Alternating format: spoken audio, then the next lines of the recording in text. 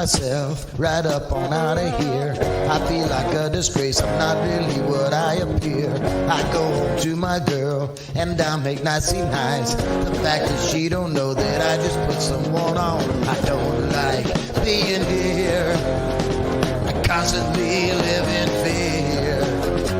Could be gone at any time.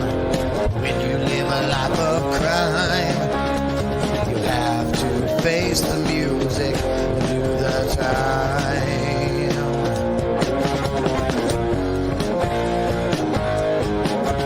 I'm trapped again, and fate as always hasn't wrapped again. I always get caught in my life of sin, but I just keep on going back again. You know I'm lost again, when all I wanted was to find a friend, someone that I can always depend on to help me find my life again. You know I'm trapped again.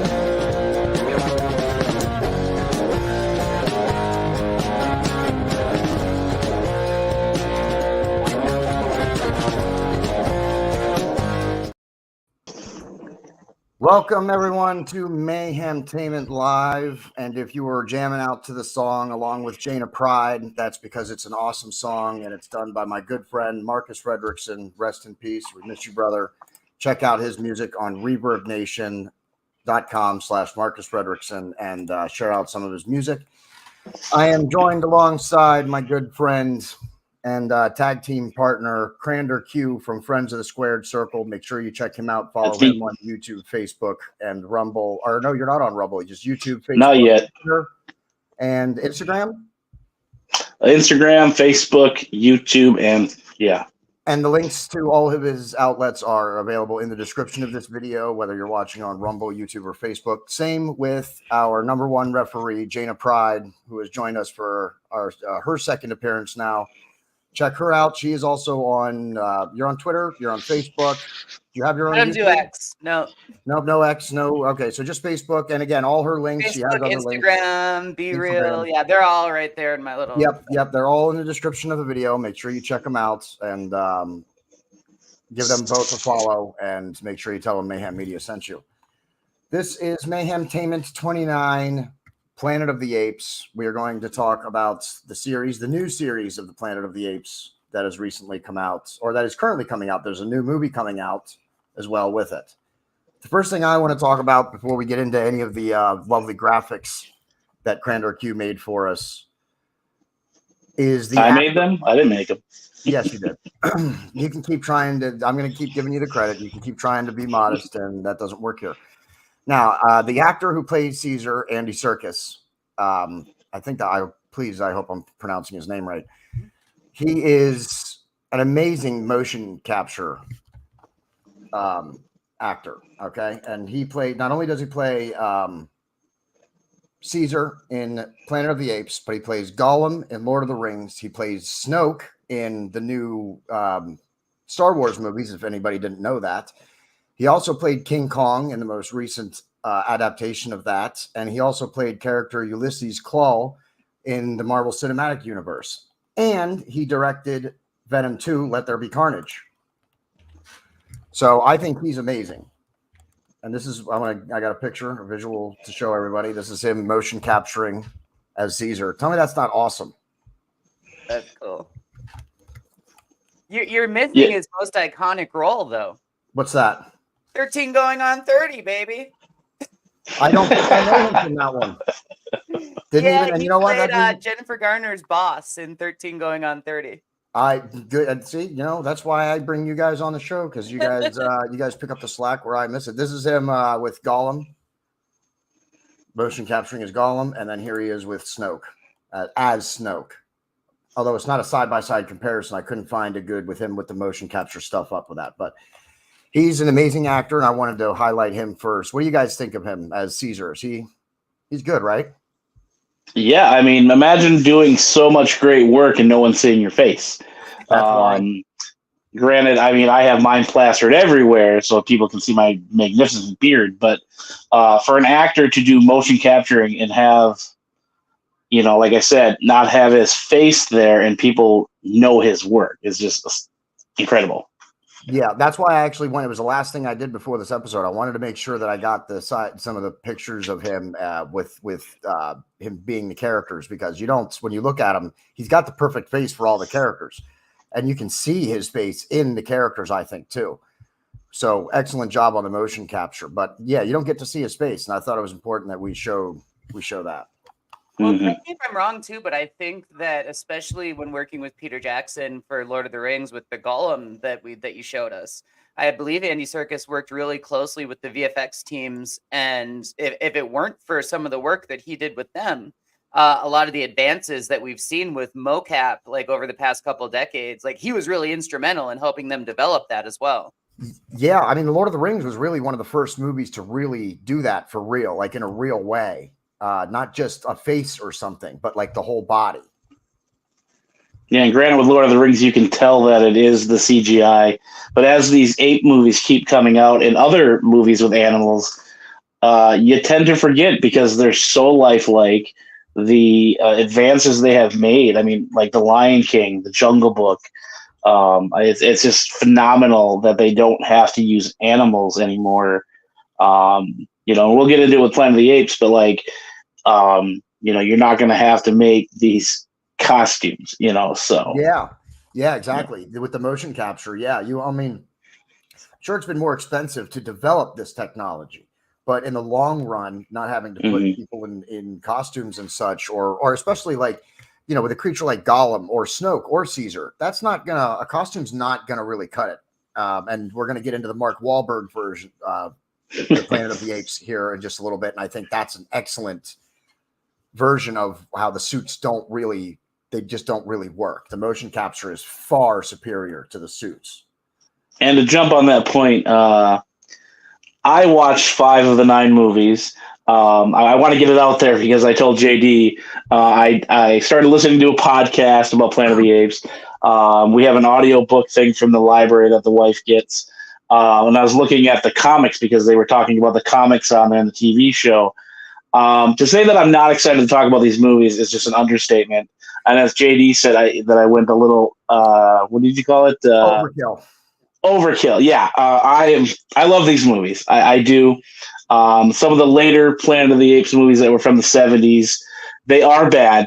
And I will admit that, but they are still fun to watch.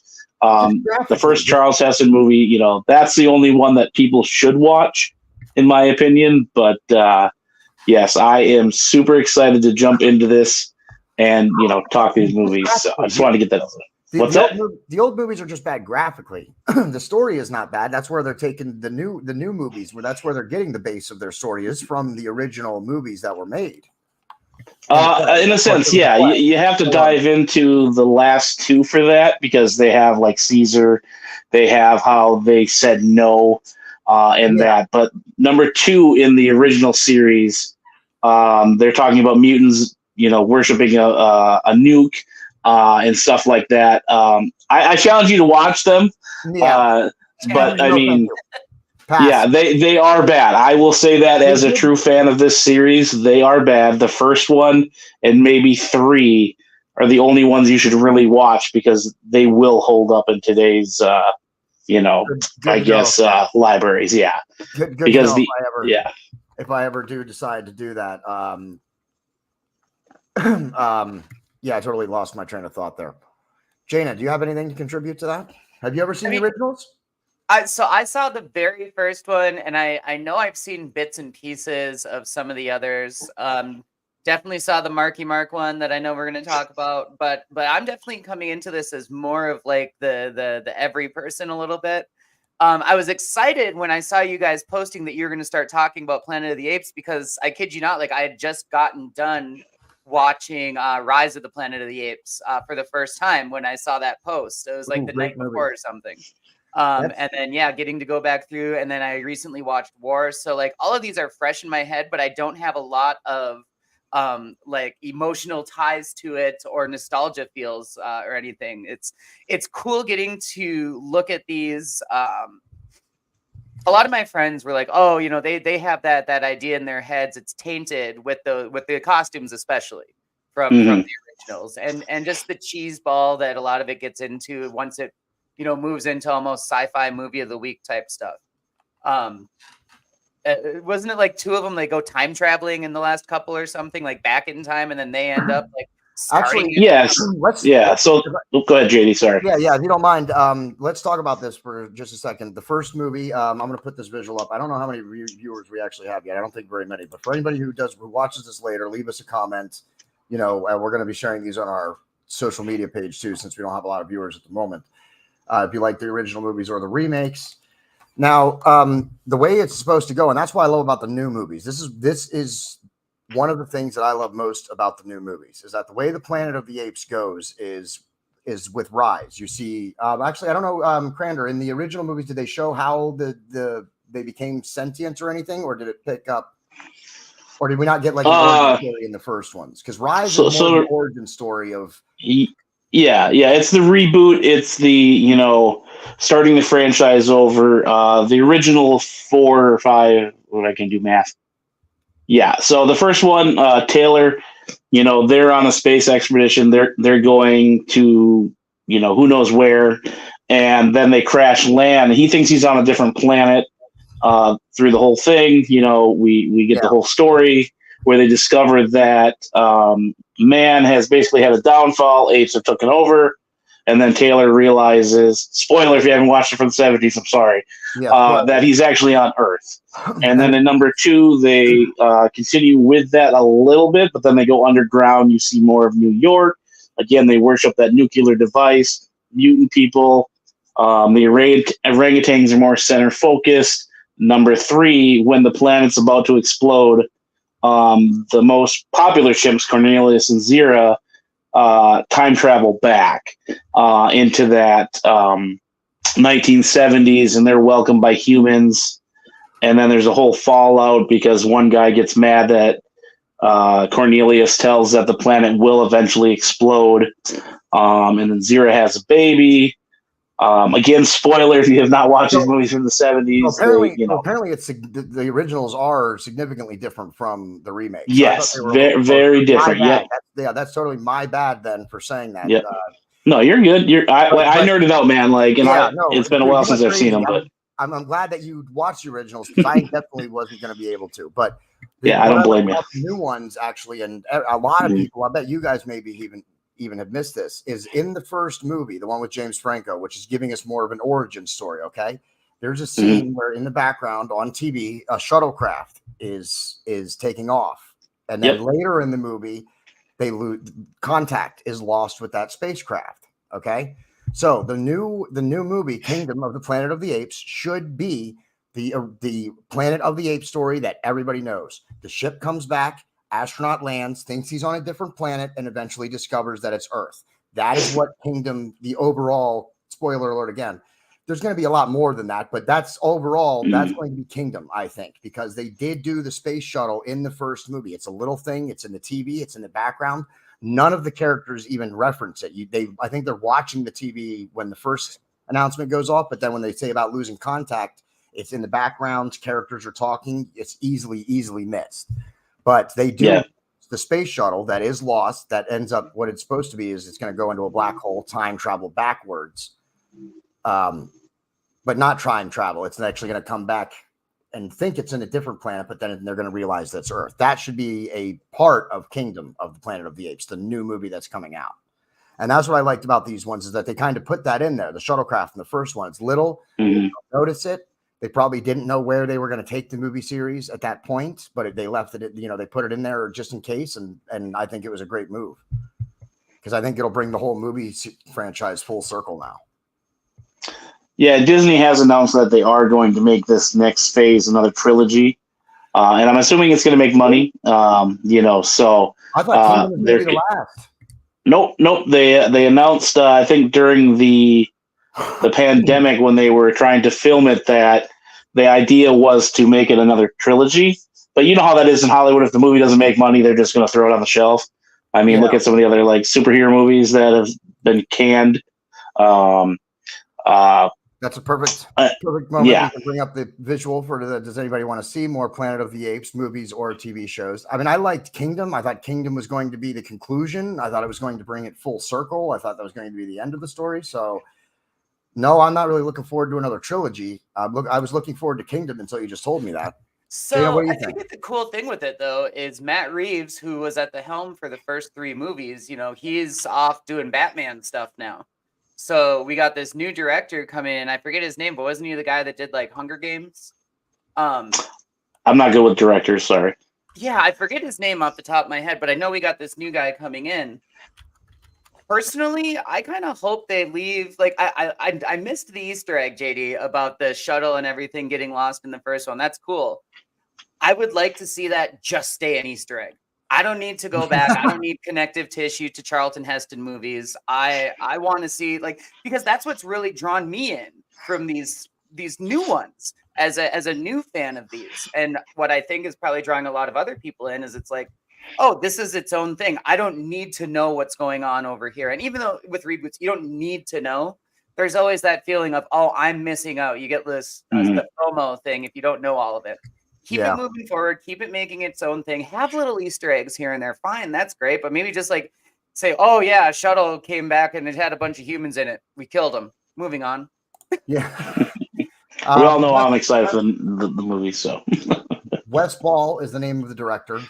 He's going to be doing the Kingdom of the Planet of the Apes. It doesn't say if he's doing any more after that, but at least he's doing the Kingdom of the Planet of the Apes. And he was the director for the Maze Runner film trilogy.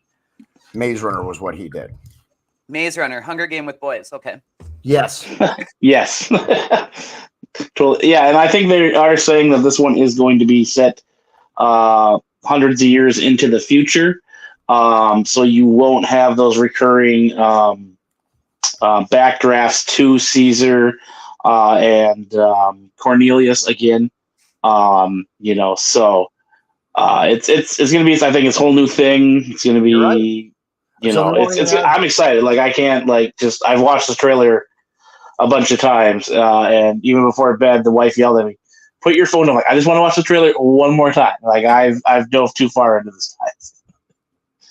Yeah, that's interesting how they're doing this. The war for the Planet of the Apes. I mean, I don't know. I just read the premise, and you're right. It is going to be 300 years, which means no Caesar, which means I guess we're not going to have what's his name now? Andy Serkis. I guess he's not going to be in the new ones because if there's no Caesar, then I don't know if he'll be in the new one.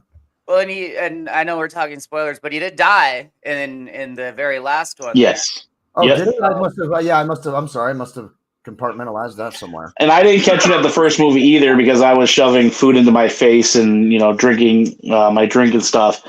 And I was like, oh, well, he just kind of like followed over. My buddy's like, well, he died, dude. I was like, what? Wait a minute. What? So then, like when we saw it the second time, I was like, okay, now I gotta focus on it. Because it does look like he just kind of like crouches over from exhaustion, and then they pan out, and then it is all the chip or apes, not monkeys. Don't call them monkeys. Hooting and hollering. So yeah, I want to say Woody Harrelson, I think, did amazing in the last movie. Yes, I mean, he does so good in all the movies he's in, but I thought he was such a good villain in that movie. Yes, and how about, I want to say the first movie there's not really necessarily like a villain, like a specific person or villain, I guess, in the first movie, but I do love. I mean, Gary Oldman in the second movie, he's amazing in the second movie, and then in the third movie, Woody Harrelson. Some great villains they had in the second and third movies, and that takes us to what is your favorite movie? Nope. Yes, that is the right visual. Sorry about that. What is your favorite Planet of the Apes movie? Honestly, I'll answer first on this one, and I'm going to say I loved War, but I have to say the first one. I have to say Rise of the Planet of the Apes, the one that's got it started. I think that really hooked me. That's what really got me hooked into the series, into the new series in the first place. Crander? Go ahead, Jaina. Oh, Jaina, I'll let Jaina go. We'll bounce back and forth here. So I really liked. I'm kind of with you, JD. I really liked the first one because I liked how they scienced it up and explained like how we got to where the Planet of the Apes was. Yeah. That said, the the fact that James Franco is kind of a trash human being has kind of tainted that one for me. So I will say, after watching War, and speaking of trash human beings, we got to really see like that dichotomy from like humans becoming this dominant species and kind of like going out and interacting with these apes to the point where they're now pulling back. The apes at the beginning of that movie almost have this like idealized, almost like Star Trek utopian society, right? It's peaceful, yada, yada. But then you see the apes start getting into the same kind of petty squabbles that humans do. Mhm. Power, for all of these things. And I think that was a really good examination of how societies can devolve like that. And that made the most recent one my favorite. I agree with that. They hit into that in the second one a little bit too, as Mhm. well. So I think, I do agree with you. I think that's a great point, and that's a great showing. I mean, I think Tommy Lee Jones in Men in Black said it the best, that humans are dumb, panicky animals, and you know it. And that A person is smart. People are dumb. yeah, exactly. So I think the Planet of the Apes movies does a really good job showing that, like you just said. Crander, what's your favorite movie? So if we're gonna keep it new trilogy, I'm gonna go War, just because it shows more behind Caesar fighting with that. Is he good? Is he bad? And trying to save his family and the rest of the apes, or is he just out for blood? So he's bouncing back between these two decisions, and having to put his feelings aside and then ultimately just help the apes. But he was so gung-ho about going after Woody Harrelson's character. Yeah. But overall, I'm going to say Charles Heston's 1971 one or whatever it is, that's the first one I saw. It basically opened that door for a separate universe for me. But if we're talking new ones, again, War. Overall, I gotta go classic, because that's what I know from the beginning. So Charlton Heston. And I watched it with my dad too, so like it has that nostalgia that he wouldn't turn the channel, and I was like, "What the hell is this?" So absolutely, I can relate to that. I think it's one of those things too where, regardless of where it falls in somebody's favorites, like somebody like me, I've seen it like once 30 years ago, but I respect the hell out of it, because if that movie didn't hit the way that it did, we wouldn't have these ones today. Yeah, absolutely. I think it was, and Charlton Heston's an amazing actor. I mean, he's great. So I have no doubt that he was probably great in those movies. It was just probably hard to get through, as some movies that were made back then are. Leave us a comment if you prefer the originals or the remakes. Doesn't look like we're going to get many live viewers on this episode. We're a little bit earlier in the evening. I think we need to keep our episodes a little later. I think that helps. And it is Sunday. Everybody's doing laundry and meal prepping. Not me. I'm talking about Dirty Apes. But yeah, when it comes to the originals, like if I had to get rid of one or the other, I would sacrifice the originals, because the new ones, have that better technology and a lot better story. I would for sure. I would keep the originals, and I would sacrifice this one. That's where I rank Mark Wahlberg's Planet of the Apes. This is the one that I would sacrifice. I'm a Mark Wahlberg fan. I like him. He's funny. He's a great actor. He's done a lot of great roles. This movie was just not very good. There's other actors, I can't even remember their names right now, but there's a lot of great actors in Mark Wahlberg's Planet of the Apes, and they all do a really good job. It is still not a very good movie. And I think that goes to Jaina's point about the new movies not really following any script from the originals or anything or the original telling of the story. They're taking aspects of it and then making us a new origin and telling a new story. And I think that's what's helped make these ones just as popular, is that it's a new story. It's not the same old telling. I think that's where Mark Wahlberg's really went down, is because it was just a retelling of the old movie, where it's a spacecraft comes back in time, but thinks he's on a different planet and finds out it's Earth. Spoilers. I'm going to let Jaina take the lead on this one here. Go ahead, Jaina. I want your opinion first, and then I'm going to unpack this movie after just rewatching it the other day. So No, you go ahead first, because I have more of a philosophical question about remakes in general. Okay, Roth, I'm so sorry. I just remembered his name. I'm sorry, Tim Roth. He's really awesome in the Mark Wahlberg Planet of the Apes movie. He plays the leader of the ape chimpanzee. I don't even remember anybody's name in the movie. So when I watched this as a teenager, amazing because the special effects, the makeup, the whole dynamic. Mark Wahlberg in his peak back then. After watching this a few days ago, oh my gosh, I could not wait to finish this movie. Every scene with Roth, as you brought up, he was either in somebody's face or sniffing them or grunting and growling. It was like borderline creepy through the whole thing. Michael Clark Duncan as the lead gorilla was great.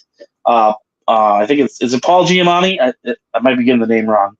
I know he's in Sideways and a lot of other good movies. He plays the orangutan buying the humans. Awesome job. I think it's Tim Burton's wife who plays the female ape. Just borderline creepy, like weird undertones through the whole movie. And then how they have a small chimpanzee get a child as a pet. I felt that was really wrong. Just like what?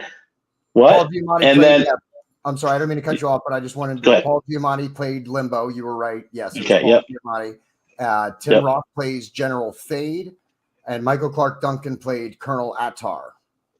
Okay, what was his character called again? Tim Roth. Sorry. Tim Roth. He was as General Fade. You said he was a brutal chimpanzee. Yeah, when his father dies, he has him break this cylinder that has a gun, a space gun in it, and I'm like, what? I remember. What? Not about the space gun. Yeah, visually, the makeup and stuff is very well done for that time. It is great, but everything else is just so wrong. The humans talk in it. They have perfect white teeth. I hate that in any post-apocalypse movie or show.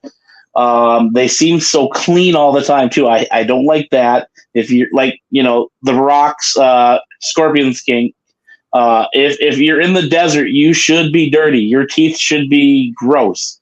The humans had, good teeth, whereas the orangutan characters were all gross and moldy. It's like it should be the opposite.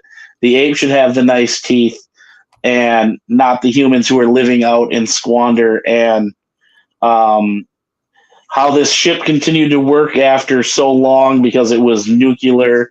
And then during the big squabble, the chimpanzee that he sends out in the beginning shows up, climbs out of this perfectly good spaceship that he couldn't fly through in the beginning of the movie. It's just, there's so many wrongs. I would skip that one next time I watch these movies because it was so bad. Yeah, I agree.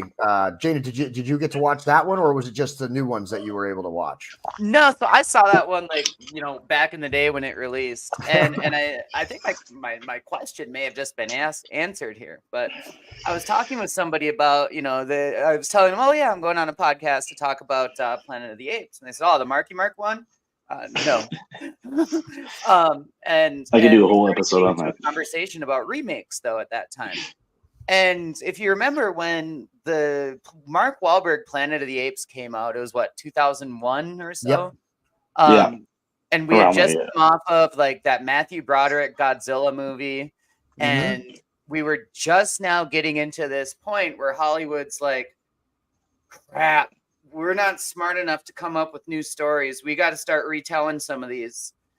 And society, like, we weren't quite on board with that, and to a point we're still kind of not, but we've accepted it, right? I think I'm just on that point. I don't want to totally cut you off, but I think we've accepted it if it's done right, if it's done in a good way. But I think that a lot of times, and again, maybe this question was just answered by what a garbage piece of movie this was just described. But I think a lot of times, looking back at the Matthew Broderick Godzilla, some of those other ones, like, was it just tainted because society was like, oh no, it's crap because nobody can come up with good ideas because there's such backlash over these remakes coming out back then. But that said, based on everything that Crander just said, yeah, it's probably a piece of crap. Yeah.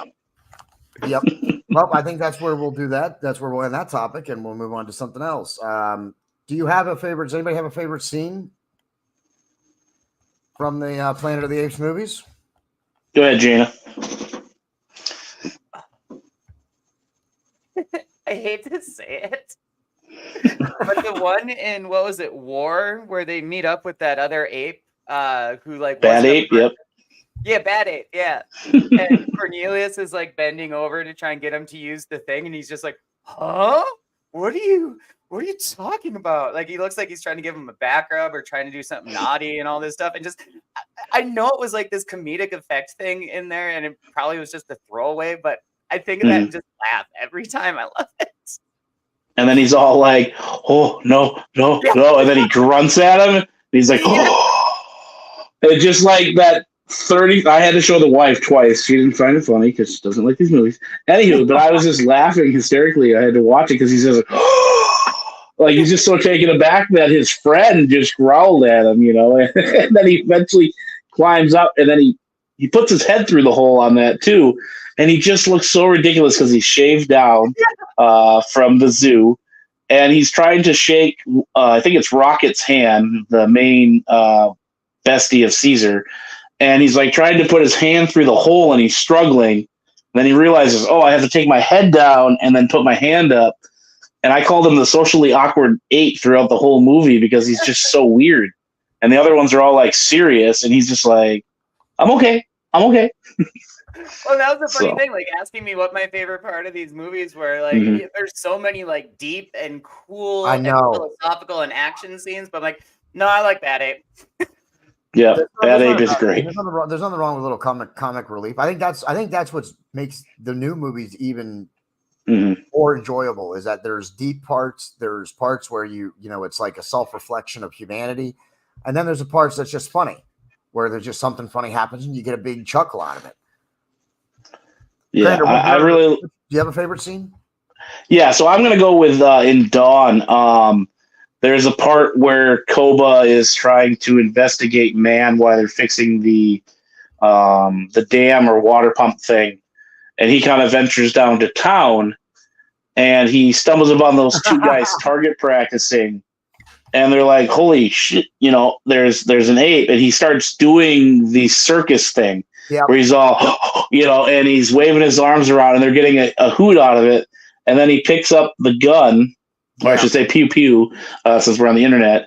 And he's just like, and then and it's just like, holy freaking cow. Like it just, that quick swerve. And me and my buddy, like, were obsessed with Coda after that because he just was like, so ruthless, Yeah, ruthless, and that's what I'm going to put my favorite. That leads us actually perfect to my favorite scene. Actually, I think my favorite scene is an extension of that. It's at the end of the movie when they're fighting, and he finally makes the decision to let him drop, basically to kill Coda. And that's my favorite scene because it's such a struggle through that whole movie. Really, is Caesar trying to draw the line? Where's the line? Apes don't kill other apes. That's right. Yep. But where is the line? If an ape kills another ape or an ape attempts to kill another ape, and I think that's what I was saying about it. Kind of reflects humanity a little bit. Where's the line? What's the difference between being a dictator and being a good ruler? How do you navigate that with what you face as a ruler? Because there's evil in the world and it's going to exist, and you have to deal with it. You have to take it head on, or else it's just gonna end up biting you in the butt. And I think that's what in the second movie was so great, was he kept giving him more and more chances, kept giving him more and more chances, and he kept failing every time he gave him chances. So at the end, he finally made the decision. But I liked the struggle with Caesar. He didn't just want to do that. It was like, finally, he's like, no, we got to, it's time. And that whole back and forth was that was the first thing that came to my mind, actually, before I came up with Bad Ape. But like, every time, the ape thing where like they put their hand up, oh, okay, I'll touch the hand. That means that, I'm accepting you or whatever. Yeah. And every time Kodo put that hand up to Caesar, I'm like, oh, is this going to be the time? Is this going to be the time? No, he did it again. Okay, welcome back. Come on, get us another time.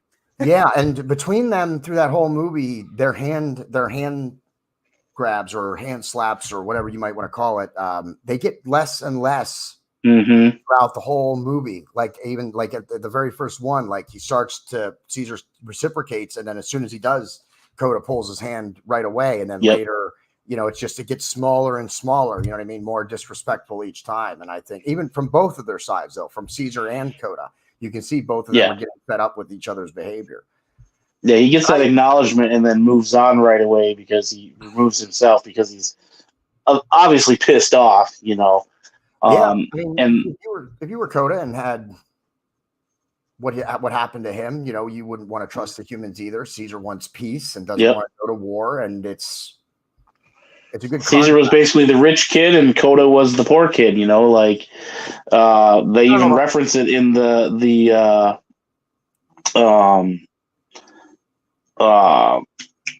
first one where James Franco is just so baffled how receptive Coda is, and the guy says, "Oh, he's been in and out of the labs his whole time, so he knows the routine. He's going to sit through the pokes and the prods because he's going to get that treat. They're going to send him back. He knows what's coming."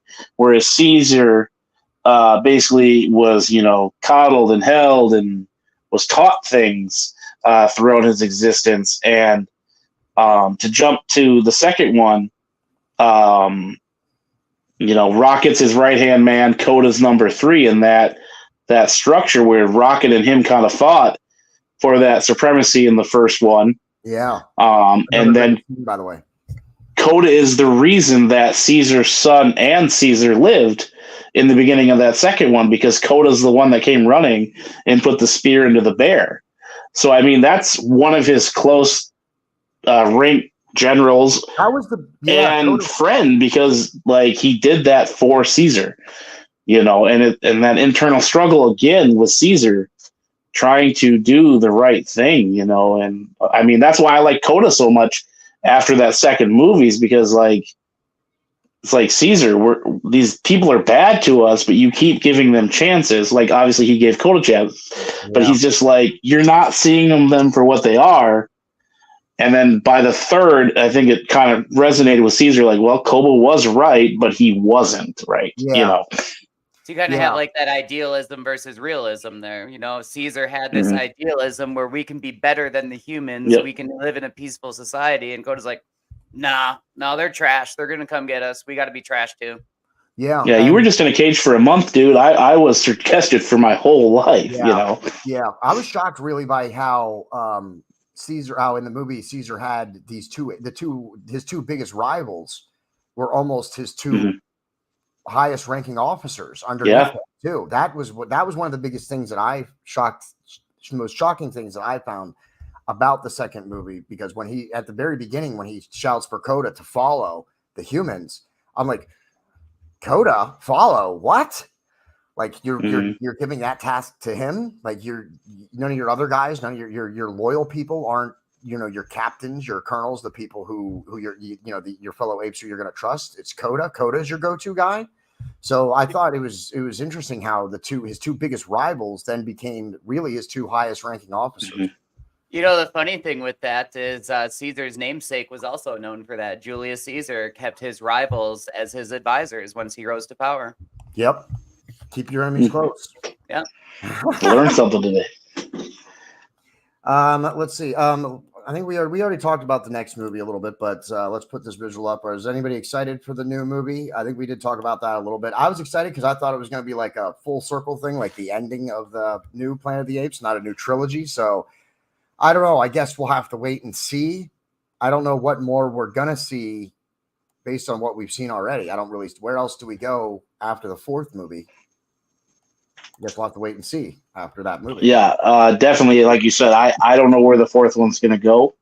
I know they're introducing humans again, so maybe there's, kind of like the new Mission Impossible. We're only going to get half of the movie, and then the next one's going to be Kingdom Part 2 to finish out that first chapter. I know that's a bad example with Tom Cruise and everything, but like that's the only movie I can think of that has a Part 2 where they. Oh yeah, in-game. I guess I could have used in-game, with some decent people. Since Marvel did it, everybody's like, "Oh, we're gonna release 2 movies and tell everybody it's one." Yeah. as opposed to just releasing. Now we got 2 WrestleManias. Yeah. Seriously, no, that's not. Yeah. I like 2 nights of WrestleMania. It's just fun, but that's just my wrestling passion. But so I don't think there's any other visuals that I needed to put up. Did I go through them all, Crander? I honestly don't remember. Sorry, I've been making a lot of them. But, so yeah, the new movie Kingdom of the Planet of the Apes is going to be coming out. There's very little about what it's going to be or what it's going to do. I guess we'll have to reconvene and do another episode after that one comes out so we can review it. I'm game. I'm excited to see this new one just because, like I said, I didn't dive into these until fairly recently. So this will be the first of the new ones that the first one since the Marky Mark one that I get to see in the theater. Oh yeah, nice. Yeah, I didn't get to see any of them in the theater. It's hard for me to get out to the theaters though, and they're not exactly wheelchair friendly all the time. They got seats for you, but all the cup holders never reach. So and it's $9 for popcorn, $3.50 for a thing of candy. I wanted to go see $15 to $20 for a ticket. It's. I'm not opposed to going to the movies, but it's got to be for like a real good movie. It's got to be for something. Yeah, I agree with you there. Now you can get it for $20 on the streaming service a week after it came out. So yeah, and just a Marvel movie in general does not count anymore. It better be a good Marvel movie too. Or like I wanted to go see Avatar 2 in the theaters, but I didn't get a chance to get out to go see it. That's another one that I'm obsessed with. My tickets for Madam Web, baby. Well, CranderQ, you got our next Madam Web. Yeah, we'll go. Hold on. Let's go to that in a second. CranderQ, there's our next episode. We are going to, because I'm a big fan. I should have wore that shirt today, but I wore Scooby-Doo. Yeah, I got my Mayhem shirt. Bonfire.com/store/JD Designs. That's with a Z at the end of it. Pick yourself up some apparel. Support the brand. Jaina, you were talking about Madam Web. I haven't gotten to see Madam Web yet. It's gotten a lot of mixed reviews. I tend to not listen to reviews because most movie critics don't know what the hell they're talking about. Agreed. I saw a video the other day that was talking about how there's so much buzz about how bad this movie is that Marvel could actually sue Sony to get the rights to Spider-Man back. Oh, Sony did it. I thought it was a Marvel movie. Sony did it. And that's why. Because Sony owns Spider-Man, I believe. Yeah, so but I thought Marvel Spider-Man and like 200, 500 characters in the Spider-Man universe when it comes to film only. Marvel owns it everywhere else and they license it accordingly. But that's the thing. Like so many people are thinking like you did, JD, like, oh, this is a Marvel movie. Yeah. And so they're just getting in their heads like, wow, Marvel really sucks now, because then they see all of these things. Theater owners saw a huge increase in ticket returns after the reviews started coming up for Madam Web, pretty much being universally panned as the worst superhero movie of all time, and they're including Catwoman in that. Wow. And so there's this talk that has Sony basically tainted the brand at this point, where Marvel could say, you're actually financially damaging our properties. Therefore, you are in breach of our contract that we sold the rights to you for. Oh, that's interesting. That'd be good for them to be able to get Sony out of it, because other than Venom, I mean, they work in tandem with the Spider-Mans. So, I mean, Sony gets a big check every time Marvel makes a Spider-Man movie now. But that would be good. I think it would be good for them to get everything back. Spider-Man's the last of what Marvel needs to get. Once they get that back, then they own everything. Yeah, that'd be huge. Like Spidey's always been my favorite Marvel character, so I'd be excited for that. I'm a Wolverine fan. CranderQ, we're getting off topic, but who cares? Oh, it's your podcast, not mine. Do you have a favorite Marvel character? Oh, Marvel character? I like Captain America just because I like history. I always thought it was cool that he came from. I like time travel. That's one thing that I do enjoy is time travel. Like when it was Harry Potter, that was my favorite one because they were traveling between times. Back to the Future. I just like time travel. So like, yeah, that's because I always think like, oh, I would just like to sit on a train and ride through like the Old West and just watch it from, a bazillion miles away where they can't see me, or, not adjust history just to see history. So, so let me bring it back in and ask you a question. In the original Planet of the Apes films, it was basically a time loop, wasn't it? So what do you think about that? Where it's like, oh, well, the movies happen because the movies happen. You know what I mean? So I like, think with time travel, because Cornelius and my understanding, I've not seen them, but Cornelius and what's her face go back in time to the 70s, I think you said. Yeah, And yep. They're basically instrumental in ensuring that the Planet of the Apes rises up and everything in that timeline. So it's sorry, I'm excited.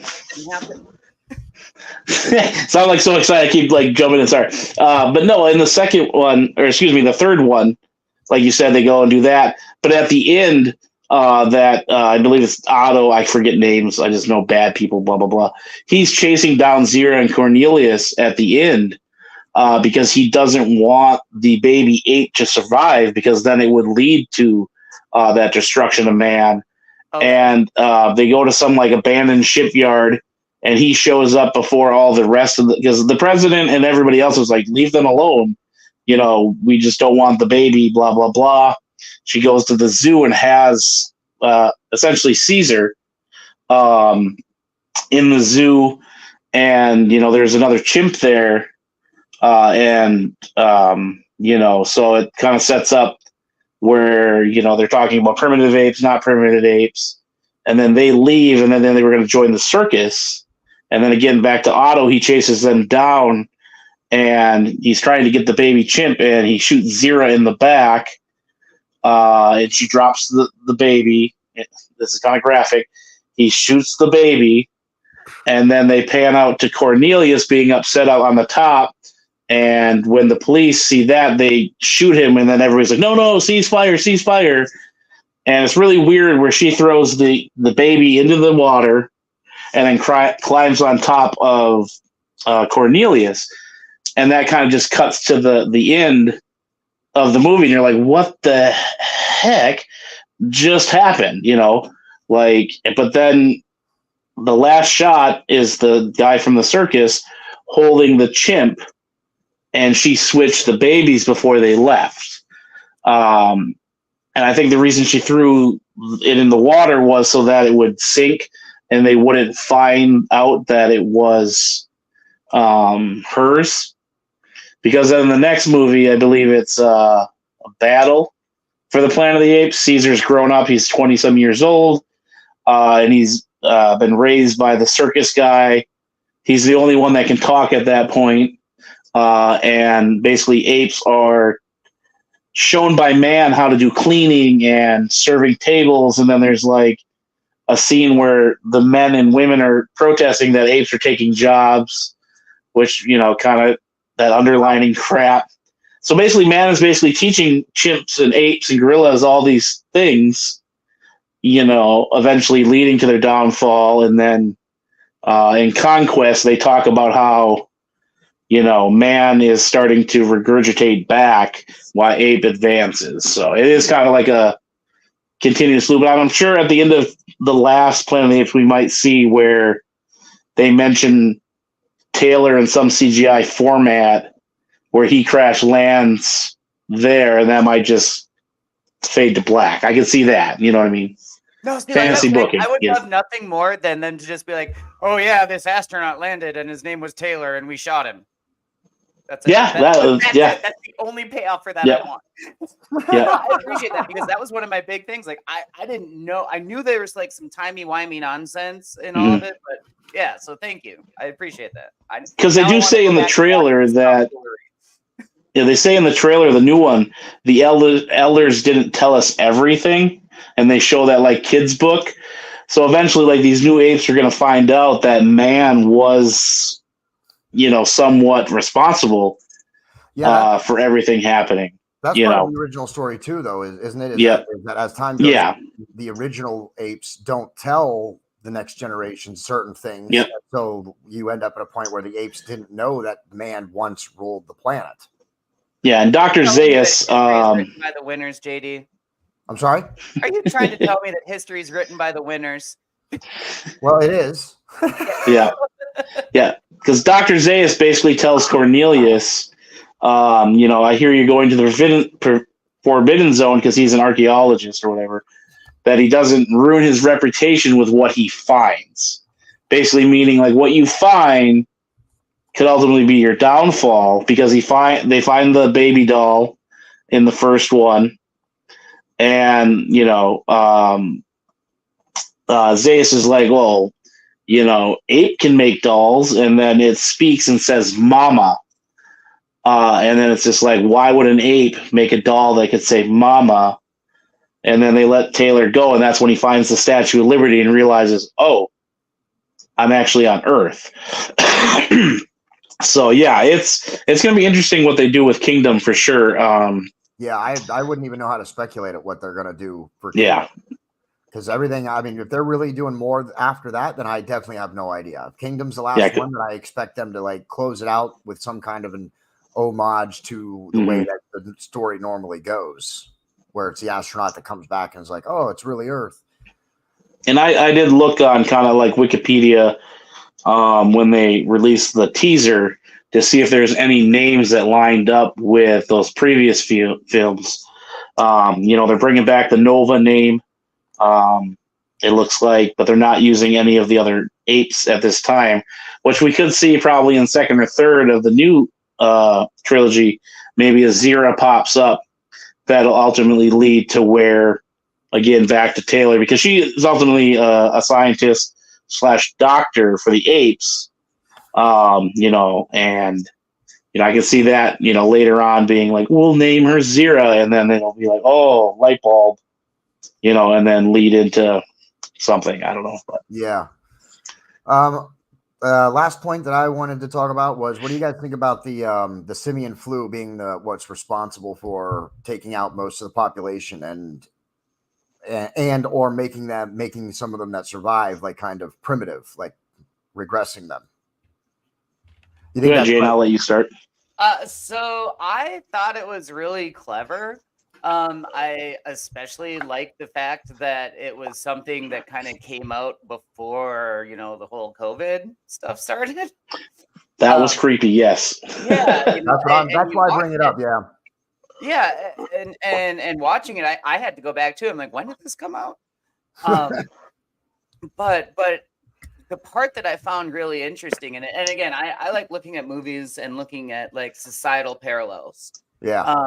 And you look at the way that and the way that people treated Asian Americans when COVID was happening and came really down on them in very unfair, racist ways that was happening throughout this country. You see that happening with the way that they're treating the apes when they come in too.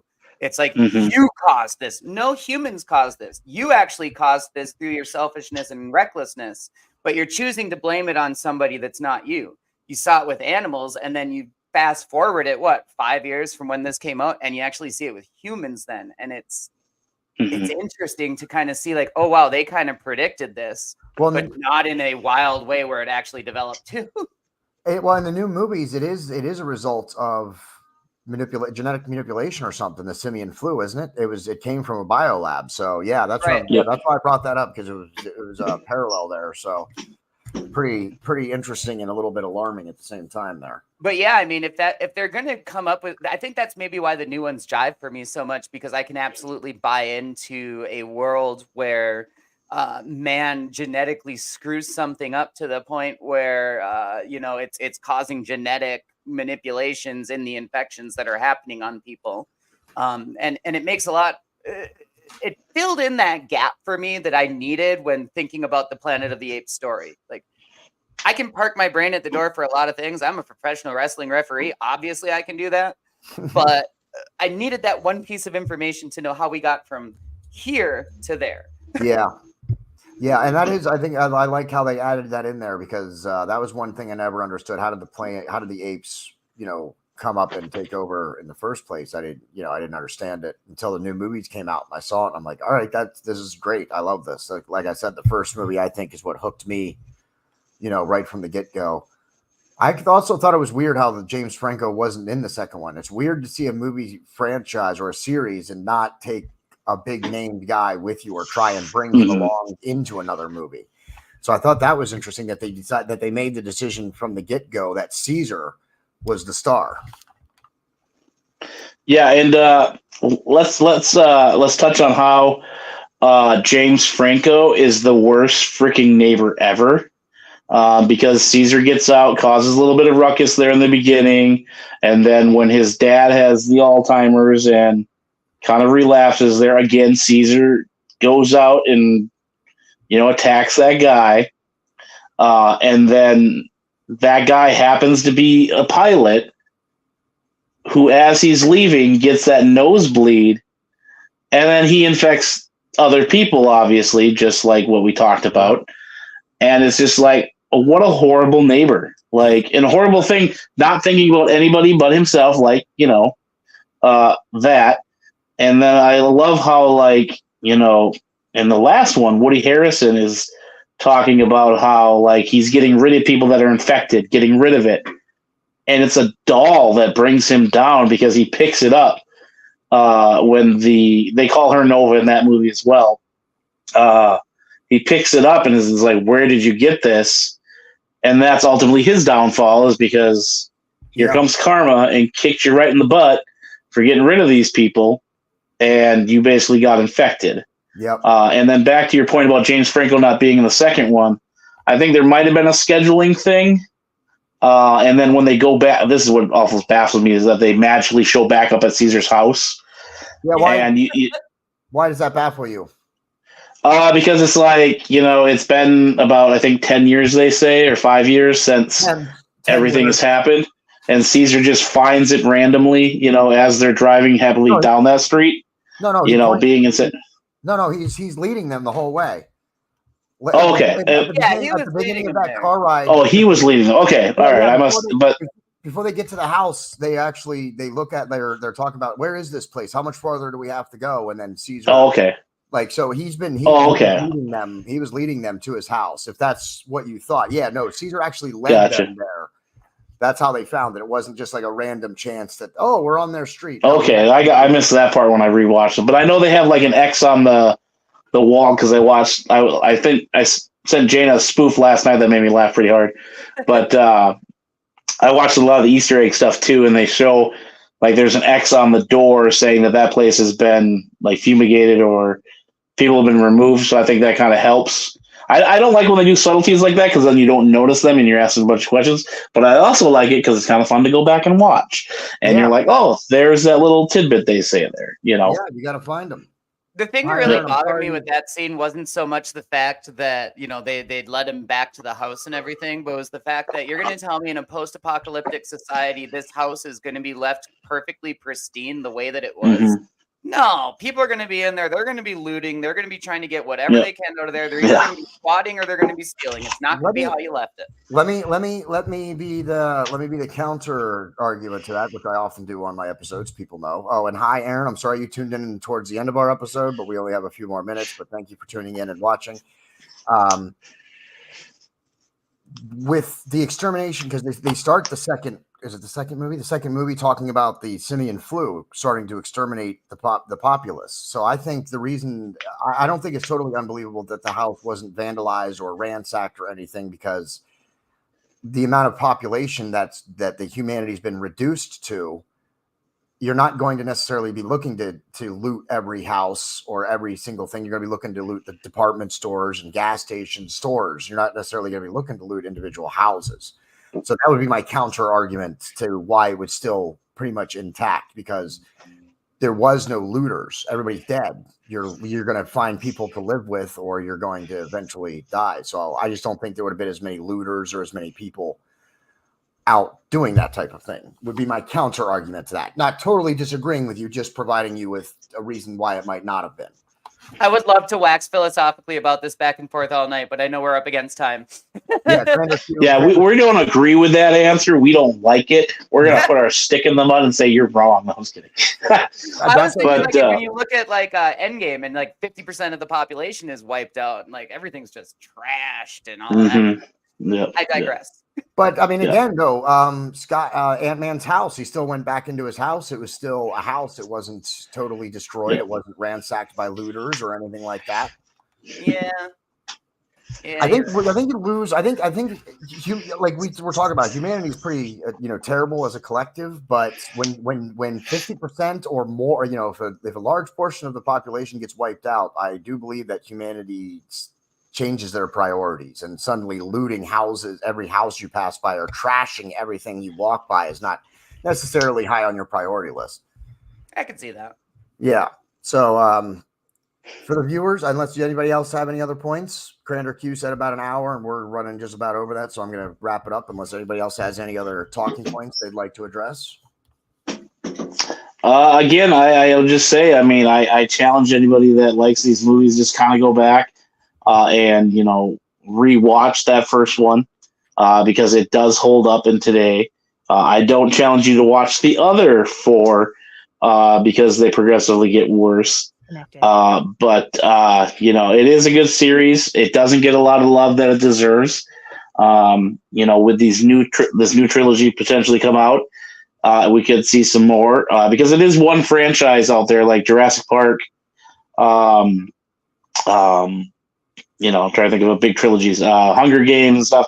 They don't have a lot of like merchandise. It's when you go online to look for merchandise for Planet of the Apes, there's very minimum. So maybe this new trilogy will bring light onto this franchise and give it some, love and notoriety. And then, lastly, these movies, Jurassic Park and Lord of the Rings, are the only ones that I've bought on VHS, DVD, Blu-ray. Eventually, I will buy them on 4K in the next thing because I love these movies so much that I will keep buying them on every platform that they come out. I used to have the collector set of all 5 of the originals. They got ruined in a little flood we had here in Superior, but it was a beautiful box set.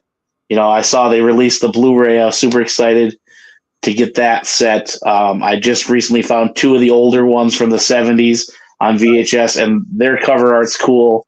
I should have dug those out and then now there's a new toy line that does a lot of 70s and 80s TV shows characters. It's got the big M. I'm not sure what it's called, but they have the iconic characters from Planet of the Apes. And every time I go to the collectibles store in Duluth there, I am so tempted to start buying Cornelia's, Dr. Zaius. He was one of my favorite characters because he was the intellectual villain of the first one, like trying to hold the reins so that no one would discover the true meaning of man. Well, that's my 2 cents. It is a great franchise, and I hope that it gets the love and respect that it needs in the merchandise to keep it around as long as it has been. And it's probably the oldest franchise. Yeah, because it came out before Star Wars. So. Oh yeah. Yeah, this definitely goes back, and I hope the new trilogy, if they're really making a new trilogy, I hope they do a good job keeping it going. Yeah. I don't let us down like Jurassic Park. Don't let us down. Yeah. As we discussed, go check out the Jurassic Park episode. See, we need to do our episodes later. Next time our episode, we need to find a time that all 3 of us can get together a little bit later, because now we're up to 5 views. This is the most viewers we've had since we started this. Everybody watching, thank you for tuning in. We're getting ready to close out. Please go back and watch it from the beginning and leave us comments. And we're going to do our next episode a little bit later in the evening, hopefully, so that we can try and get more viewers. And CranderQ, what are you and I just said about it in this one? I already forgot. We can do Avatar. I mean, I got done. Avatar. We're doing Avatar next. And Jaina's Back to the Future. We got Avatar. I think you guys mentioned Star Trek. I didn't really watch that. I wanted to point out real quick here that Star Trek, if we're talking about what's been around longer, has been around longer since Planet of the Apes by 1 year. Okay, that's what she was just looking up. I saw her looking up something. I was wondering what that was. I was like, she's got. I watched more movies than you did this week. Just kidding. Just wanted to be wanted to write my own history here. Yeah, we're definitely going to be doing what are we doing, Jaina? Man, we got to close out because I'm forgetting all kinds of things now. The Power Rangers. Yeah. Oh yeah. Power Rangers. What?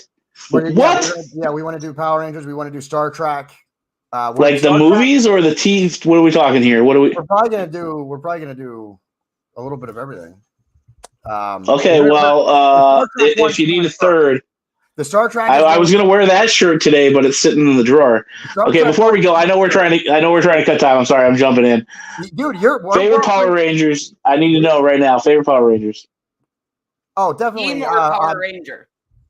Yeah, favorite. What? Power Rangers or Power Ranger? Individual or like the favorite show? Mighty Morphin Power Ranger or Power Ranger in general. What's your color? Who's your guy, gal? I would definitely go with the original series, and I would also pick, as much as I love, I miss you, Jason David Frank. I think the Green Ranger was one of the awesome, coolest things about the original series, but I have to go with the original leader of the Power Rangers, and that's Red Ranger, Jason. Oh, I can't see who she's got there. There we go. Go ahead. What do you got, Jaina? The blue one. Oh, that's right. We talked about that in our episode. Yeah, you got to give it up for my boy Billy Cranston. I got the tattoo. Where is it here? I can't even. It's somewhere. There's Baby Sinclair, but I got the power coin over here. Nice. That's right. I got to be. Yep. Yeah, I have to go with the Red Ranger, the original leader of the Power Rangers. Perfect. All righty. We got a Pink Ranger fan watching the episode. There you go, original Pink Ranger. Perfect. I love it. Make sure you tune in to when we have Jaina on. We're going to be doing. I think we're doing Star Trek first, but then we're definitely going to do a Power Rangers one. All right, let me know. Yeah, definitely keep you posted on that, Crander. You can join us for the Power Rangers one, definitely.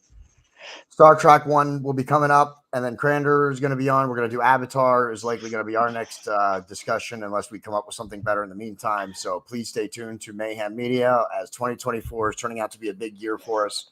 Again, our storefront, shopify.com/store/JDE Designs, and that's with a Z at the end of it. Pick yourself up some apparel. We have coffee mugs, we have t-shirts, we have apparel. CranderQ. Go check out his stuff. He's on YouTube, and it's a horrible podcast. You don't want to watch Instagram. No, it's definitely not. Go watch him and don't listen to him at all.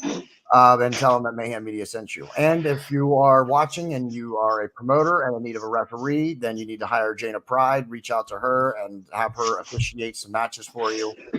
And even if you're not a promoter, go follow her on her social media so she can get more followers and increase her audience as well. So, for CranderQ, Friends of the Squared Circle, and referee Jaina Pryde, I am your host, JD. That's the end. Damn you, you dirty apes. No one said it. I had to yell it. Especially those damn gorillas. And I'm going to play the video to play out. If you guys need to bounce, then you guys can go ahead. If not, I'll talk to you in a minute. As soon as I got to go take care of the dog. He's going ape. Now that's the end.